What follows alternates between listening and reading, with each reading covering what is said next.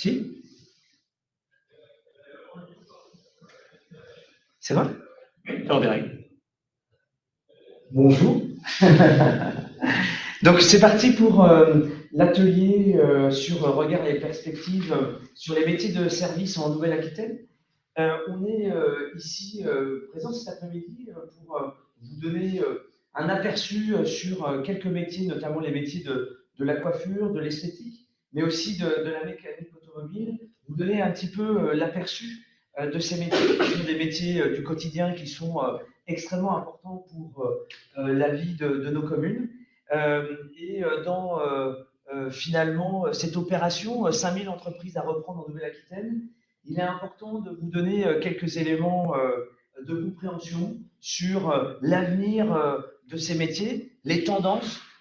Est-ce que ces métiers rencontrent aujourd'hui des difficultés et quelles sont, sur un plan économique, les perspectives qu'il peut y avoir.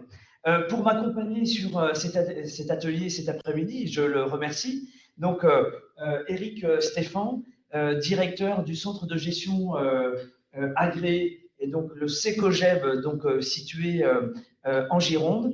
Et peut-être en quelques mots, Eric nous présenter la structure, et puis on reviendra sur comment, sur les tendances sur les métiers et comment les chiffres, d'où ils viennent. Alors, je ne vais peut-être pas présenter la structure, mais je vais vous présenter les structures, puisque en fait, c'est un travail de partenariat avec, nous sommes 12 organismes de gestion agréés en Nouvelle-Aquitaine, qui, chaque année, rassemblons en fait l'ensemble des données issues des bilans, issues des comptes de résultats. En fait, au niveau de Nouvelle-Aquitaine, nous gérons une véritable centrale de bilan, à l'instar de la Banque de France pour les dossiers dont le chiffre d'affaires dépasse 750 000 €. Là, on est clairement sur de la petite entreprise, sachant que, pour vous donner l'information, le chiffre d'affaires moyen de ces 30 000 TPE qui sont retraités chaque année, c'est 180 000 € de chiffre d'affaires. On est clairement sur de la petite entreprise. Voilà.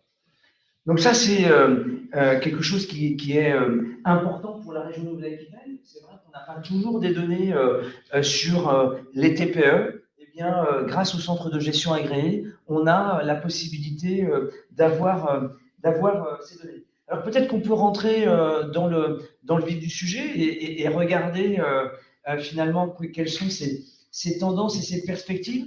Peut-être un premier, sans rentrer, un premier commentaire sur finalement les TPE et leur situation économique, un premier regard. Alors c'est une bonne transition, puisqu'en fait, notre outil, si on peut le dire, s'appelle Regard sur la TPE, donc on est vraiment dans une terminologie qui passe bien. En fait, on est clairement dans une conjoncture qui est assez inédite, puisqu'on a eu une année 2020 où en fait tout s'est fermé, tout s'est effondré, mais je dirais tous les secteurs d'activité ont été impactés par le confinement. Et c'est vrai que 2019-2020, on est passé à moins 7% d'évolution d'activité en 2020. Pour rappel, au plus dur de la crise des subprimes, on a été tombé à moins 3,5, moins 4. Donc on est vraiment tombé sur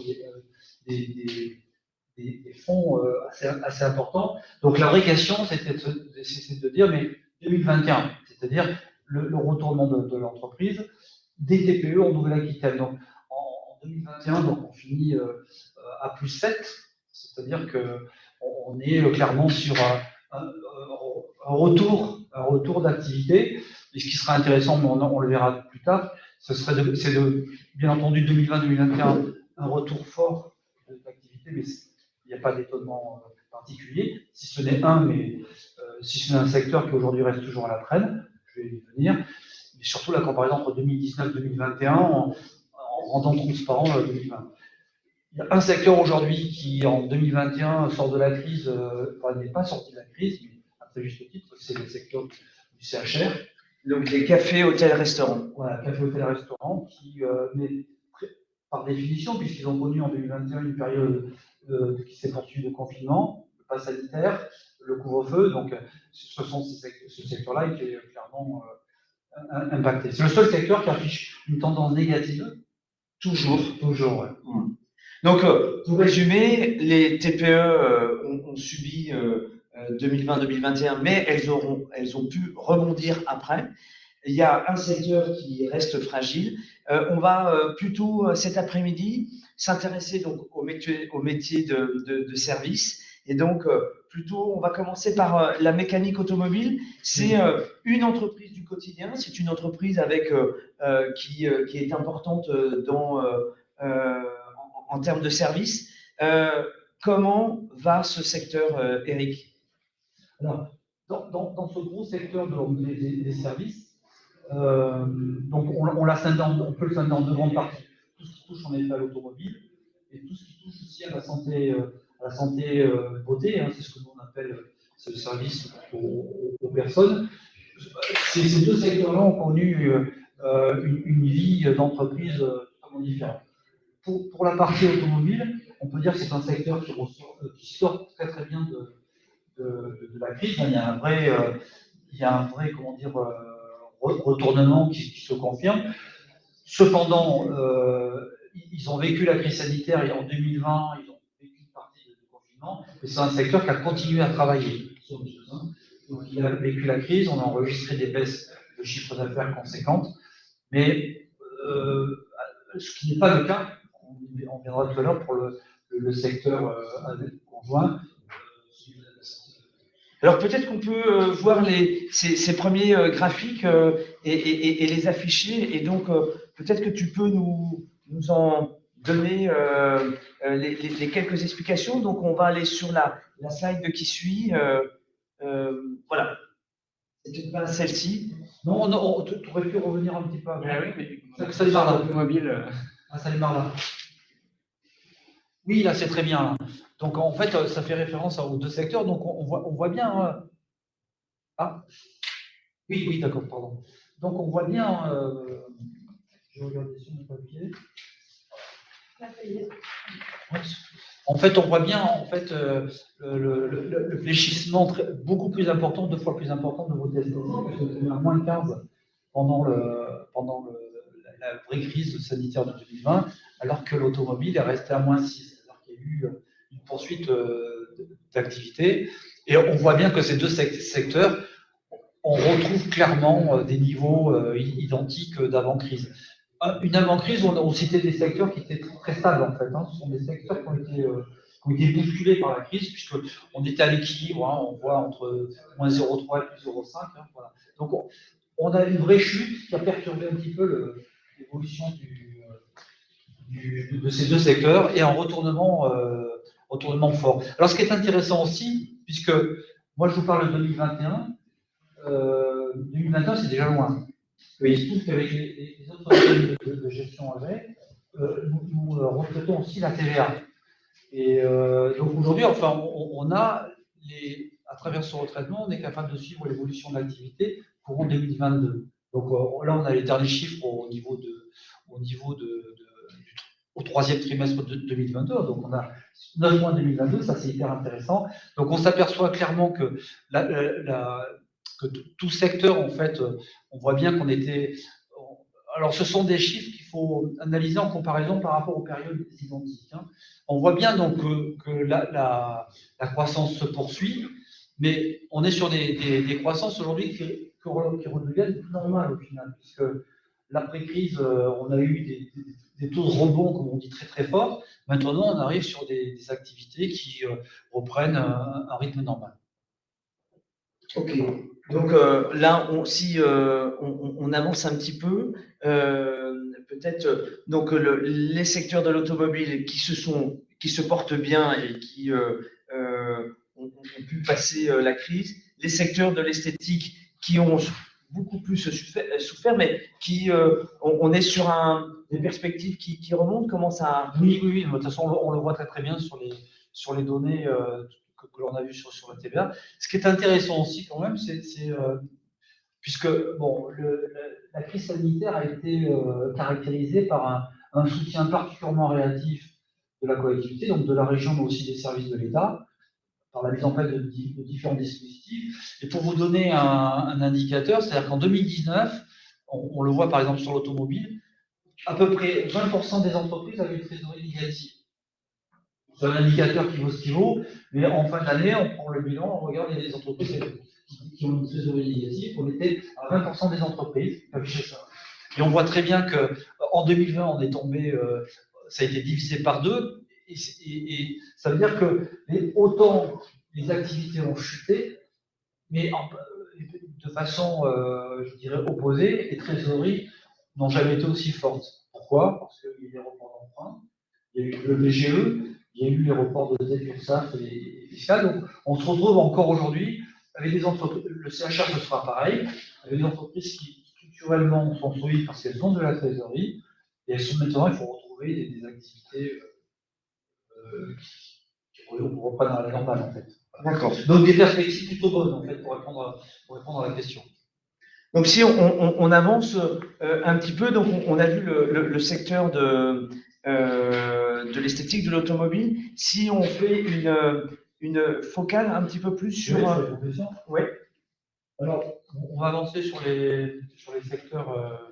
On va balayer, donc on va démarrer sur le garage automobile. Donc, alors on a pris des secteurs, on ne les a pas tous pris, mais ceux qui sont plus ou moins référents. Donc en automobile, on a trois professions référentes. Le garage avec la particularité de faire de la vente occasionnelle, c'est important. On voit qu'on a des chiffres d'affaires moyens qui touchent pratiquement le million. On est sur des choses relativement conséquentes. On a aussi la mécanique générale, qui est plutôt l'entretien, et puis aussi l'activité de carrosserie, qui est un élément qui est une profession si référente. En fait, bon, il n'y a toujours pas de surprise. En fait, on voit que 2020, c'est l'année qui chute. On a des retours. Alors, ce qui est intéressant, c'est que on a des reprises en 2021, mais qui sont toujours relativement timorées en fait. Hein. On n'a pas encore franchement récupéré des niveaux partout d'avant-crise. C'est le cas pour ce secteur-là. Ce qui veut dire aussi que ce sont des entreprises, puisqu'on est quand même sur les journées de la reprise, on est sur des entreprises qui sont en train peut-être d'envisager des restructurations, des mutations, et qui peuvent présenter clairement des vraies opportunités. Parce que cette crise, parce que certains fondamentaux de l'entreprise ont dû être revus, et certains chefs d'entreprise aujourd'hui qui sont plutôt proches de la retraite prennent des décisions beaucoup plus rapidement, et on est clairement là aussi sur des professions qui ont des vraies opportunités. Ok, en termes de... Merci pour cette première présentation. Si on continue sur les activités, donc on a vu la mécanique automobile, on a vu le garage, on peut aller sur la mécanique auto. Donc là, on est sur le même, on va pas trop rester longtemps, mais on est sur la même tendance, d'accord. C'est-à-dire de 2020, toujours une forte baisse. Mais là, vous voyez par exemple sur la mécanique générale, cette profession a retrouvé le secteur, puisqu'on est tombé à -6, là on est tombé à +7. On redémarre à +7. C'est clairement une profession qui a retrouvé son niveau d'avant-crise, ce qui n'était pas le cas pour la vente. Bon, la vente a été particulièrement impactée, mais aussi par d'autres problématiques. Voilà. Donc tu peux avancer. Vous pouvez avancer. Carrosserie. Là, voilà. Donc là, on est toujours sur des tendances identiques. Bon, on a fait qu'on retrouve alors c'est plutôt rassurant au final, hein, puisqu'on retrouve des niveaux d'activité. L'activité, c'est le chiffre d'affaires, hein, je n'ai pas précisé, mais bon, c'est déjà le postulat initial. On retrouve des niveaux d'activité, donc c'est plutôt rassurant que l'on avait avant la crise. Donc on peut finalement indiquer que sur ce grand secteur de la mécanique auto, de la carrosserie et de l'automobile, on est plutôt sur un secteur qui se porte bien et sur lequel il peut y avoir des opportunités de reprise à faire en Nouvelle-Aquitaine. Oui, qui se porte bien à nouveau. Donc, il est clair que dans le cadre de négociations de reprise, et ça c'est vrai pour toutes les professions, tous les secteurs, et cette année 2020, avec les 6 premiers mois de 2021, sur lesquels il va falloir avoir un regard, il va falloir pondérer ces résultats qui ne reflètent clairement pas la réalité. Dans tous les cas, et dans l'évaluation de la valeur de l'entreprise, l'année 2020 devra être un peu isolée parce qu'elle n'est pas représentative de l'activité de l'entreprise. Si on poursuit sur les autres secteurs d'activité, oui. l'esthétique, comment ça se porte? Alors, ce qu'il faut bien comprendre, c'est qu'en termes de TPE, on a vu des montants sur la partie automobile, on est sur des montants conséquents, avec des rentabilités. On a des modèles économiques. Lorsqu'on passe sur les services santé-beauté, notamment sur l'esthétique, on est souvent sur des entreprises mono-dirigeants, mono-salariés. En fait. On est à la limite du sociétal et de l'économie, en fait. De toute façon, on le verra tout à l'heure, on a des chiffres moyens qui sont beaucoup plus bas. Mais donc, en fait, il y a aussi un impact social à travers la crise économique. Alors, ce qu'il faut bien comprendre, c'est que autant les garagistes n'ont pas été interdits de fermeture administrative aussi longtemps, il est clair que les salons d'esthétique, de coiffure, enfin, toutes ces structures-là, elles ont été fermées, militarisées, si je puis dire, et elles ont clairement perdu du chiffre d'affaires. Et peut-être une clientèle qui est revenue, pas complètement, ça a changé peut-être aussi un peu les pratiques, mais aujourd'hui, donc elles n'ont pas retrouvé complètement l'activité d'avant-crise. Alors on va aller sur les chiffres, hein, on va aller sur les chiffres. Enfin, on voit bien, pardon, sur la profession esthétique, on était tombé à -16, on a repris à 7. On est clairement, encore une fois, sur des niveaux de chiffre d'affaires.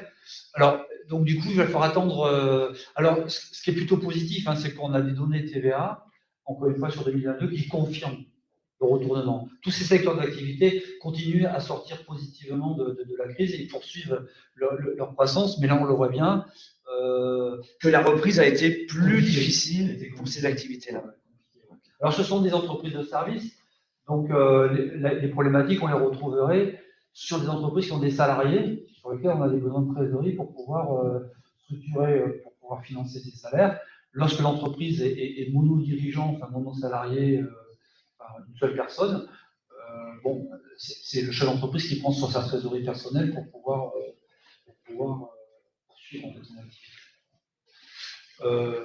On va essayer de regarder une dernière activité et puis peut-être qu'on pourra voir pour quelques questions. Mais la coiffure ressemble beaucoup dans sa trajectoire à celle de l'esthétique. Oui, alors curieusement, alors on est sur les mêmes dynamiques, sachant qu'on a en règle générale. Alors, là, on ne parle pas de la coiffure à domicile, qui n'est pas dans le champ de l'analyse des chiffres, mais c'est une profession en fait qui a été très perturbée.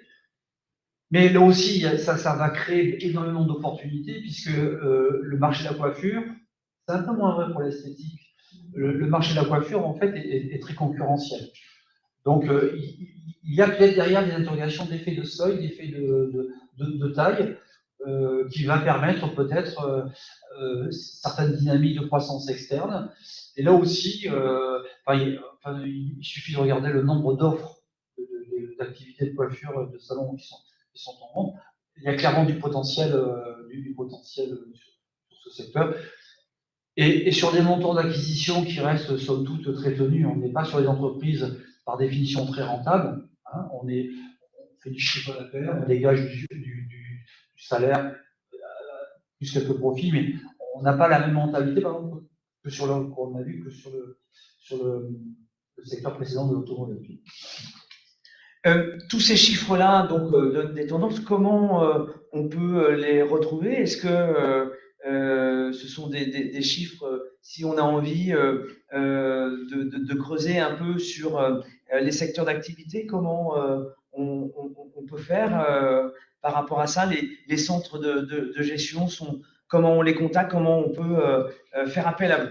Alors, il y a beaucoup de portes d'entrée. Alors, bien entendu, il y a les organismes de gestion avec qui sont les portes d'entrée pour s'ouvrir sur ces chiffres-là. Les services de la région aussi, puisque à travers le portail, en à vos côtés, il y a la possibilité d'accéder aussi également à ces chiffres. Les organismes consulaires sont également très friands de ce type de données. Encore une fois, qui relève d'une certaine exclusivité et indispensable pour accompagner les entreprises, même dans cette dynamique de reprise. Est-ce que, en termes de services, vous pouvez aussi apporter votre contribution sur un repreneur qui voudrait voir sur une activité, vous allez jusqu'à l'évaluation des fonds. Quel service vous pouvez aussi apporter? Alors, c'est une question qui est, j'allais dire, très pertinente de par son actualité, en fait, puisque l'évaluation d'entreprise, alors oui, nous le faisons comme pas mal de partenaires, en définitive. D'autant qu'il y a des cultures à faire bouger au niveau de la TPE, puisqu'on a plutôt des réflexes d'évaluation assez anciens sur des pourcentages de chiffre d'affaires, etc. Alors qu'aujourd'hui, on le voit, et ça va être amplifié par ces conséquences de la crise, il faut mettre en place des évaluations qui soient plus proches de la réalité, de la rentabilité, etc.